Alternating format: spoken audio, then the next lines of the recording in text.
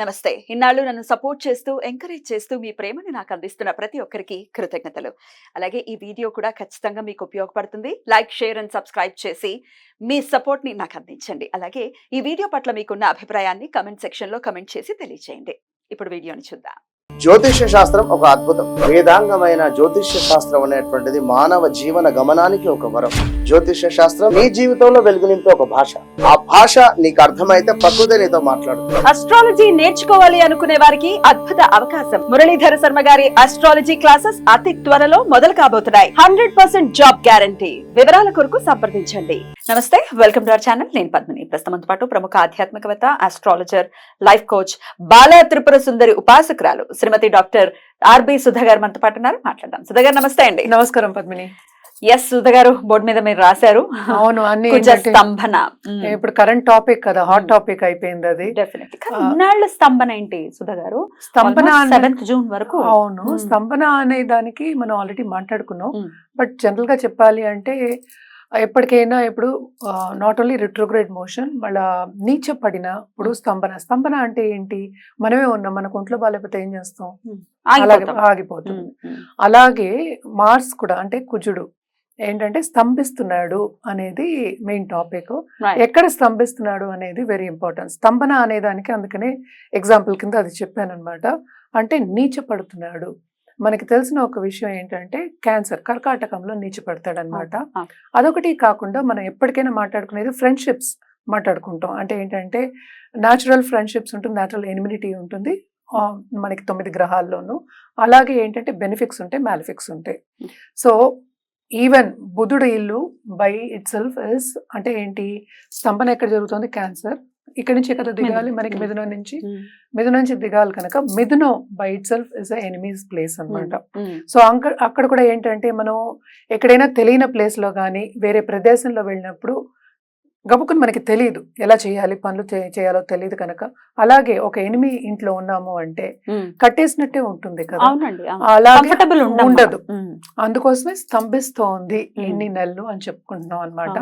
అది ఎప్పుడెప్పుడు జరుగుతోంది అనేది చూద్దాం. ఇప్పుడు ప్రస్తుతం మనం ఇంకా ఆగస్ట్ ఎండ్ సెప్టెంబర్ లో ఉన్నాం అనుకుందాము. ఆగస్ట్ 26th నుంచి మిథునంలో ఉన్నారు. సో మిథునం నుంచి మళ్ళా ఏమో కర్కాటకంకి October 20th వెళ్తున్నారు అనమాట. సో వెళ్ళిన తర్వాత అక్కడ రిట్రోగ్రేడ్ మోషన్ అనేది జరుగుతోంది.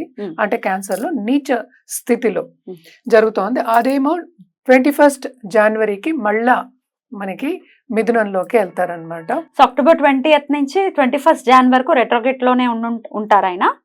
లేదు, కిందకి దిగిన తర్వాత రిట్రోగ్రేడ్ అవ్వాలి కదా. అవ్వాలి. రెట్రోగ్రేషన్ లోనే నీచంలో రెట్రోగ్రేడ్ రిట్రోగ్రేడ్ అంటే కిందకి దిగాలి కదా. So that is direct motion. So మళ్ళా రిట్రోగ్రేషన్ అయినప్పుడు వెనక్కి వెళ్ళాలి కదా. సో వెనక్కి ఎప్పుడవుతోంది? అది మనకి జనవరిలో అవుతుంది నెక్స్ట్ ఇయర్. మిథునంలోకి వెళ్తున్నారు. అది నేను అందుకనే 6 వేశారు. ఫిబ్రవరి వరకు ఉందన్నమాట అది. సో ఫిబ్రవరి వరకు అంటే రిట్రోగ్రేషన్ మోషన్ అనమాట. అంటే 24th ఫిబ్రవరి వరకు ఉంది. మళ్ళీ డైరెక్ట్ మోషన్ అవ్వాలి. రిట్రోగ్రేడ్ అయిన తర్వాత మళ్ళీ కర్వ్ తిరగాలి కదా, వెనక్కి తిరగాలి. అప్పుడే కదా మనం డైరెక్ట్ మోషన్ రావాలి. So direct motion 24th Feb నుంచి 3rd April మనకి మిథునంలో అవుతున్నారు. దాని తర్వాత ఏంటంటే 3rd April కి మనకి కర్కాటకానికి వస్తున్నారు అనమాట. June 7th వరకు ఇక్కడ ఉంటున్నారు. తర్వాత June 7th కి మనకి సింహంకి వెళ్తున్నారు అనమాట.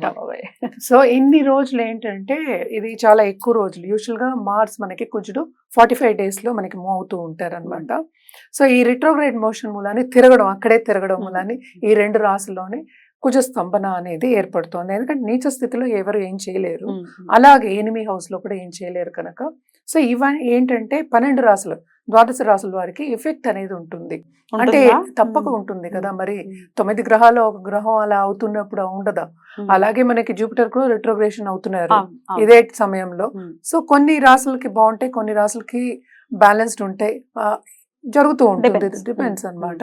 It is not only that. ఏంటంటే దీంట్లో కూడా మళ్ళా రిట్రోగ్రేడ్ అయినప్పుడు ఒకలా ఉంటుంది, Hmm. డైరెక్ట్ మోషన్ అయినప్పుడు ఒకలా ఉంటుంది. Hmm. సో రెండు విధంగా మనం చెప్పుకోవాల్సి వస్తుంది ఒక్కొక్క రాశికి ఓ అన్నమాట. రెండు చెప్తారు అయితే ఇప్పుడు. అవును, రెండు ఉండాలి అండ్ పరిహారం కూడా ఆబ్వియస్ గా చెప్తారు కదా? అంతే కదా. Right. జనరల్ పరిహారం అంటే మనం కుజుడికి Hmm. జపం అది చేసుకోవడం అనేది జనరల్ గా చెప్పుకునేది. Hmm. మనం ఒక్కొక్క రాశికి చూసి మనం విడివిడిగా చెప్పుకోవచ్చు. తప్పకుండా ఈ ఎక్స్ప్లెనేషన్ ఖచ్చితంగా వినాలి. వినకుండా డైరెక్ట్ గా వెళ్ళిపోవటం, డైరెక్ట్ గా రాశి గురించి తెలుసుకుంటే మనం నాలెడ్జ్ ఉంటే దాని అర్థం ఇంకాస్త బెటర్ గా అర్థం అవుతుంది మనకి.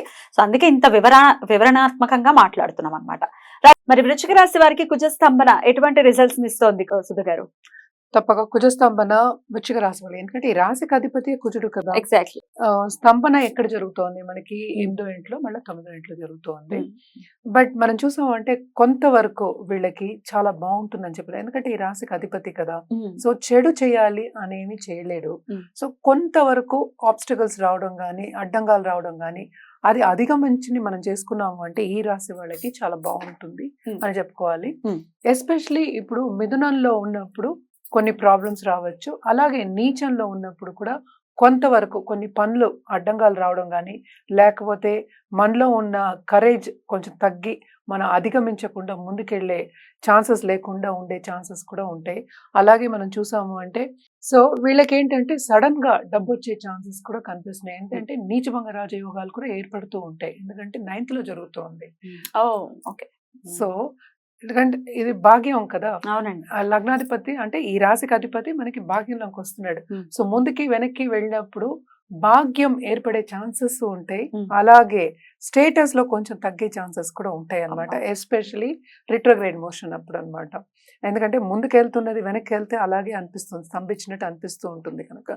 సో కెరియర్ పాత్ లో వీళ్ళకి గ్రోత్ అనేది కనిపిస్తోంది. అట్ ద సేమ్ టైం అధిగమించి అంటే రెమెడియల్ మెషర్స్ చేసుకుని ముందుకు సాగే వాళ్ళకి చాలా తొందరగా వెళ్ళే ఛాన్సెస్, పరిగెత్తే ఛాన్సెస్ కూడా కనిపిస్తున్నాయి ఈ రాశి వాళ్ళకి. ఎందుకంటే మిగతా గ్రహాలన్నీ కొంత అనుకూల పరిస్థితి ఉన్నాయి కనుక ఇది కూడా చేకూరితే ఇంకా బాగుంటుంది, భాగ్యం అనేది బాగా ఏర్పడుతుంది అని చెప్పాలన్నమాట. ఏదైనా వ్యక్తిగత జాతకం మీద ఆధారపడి ఉంది.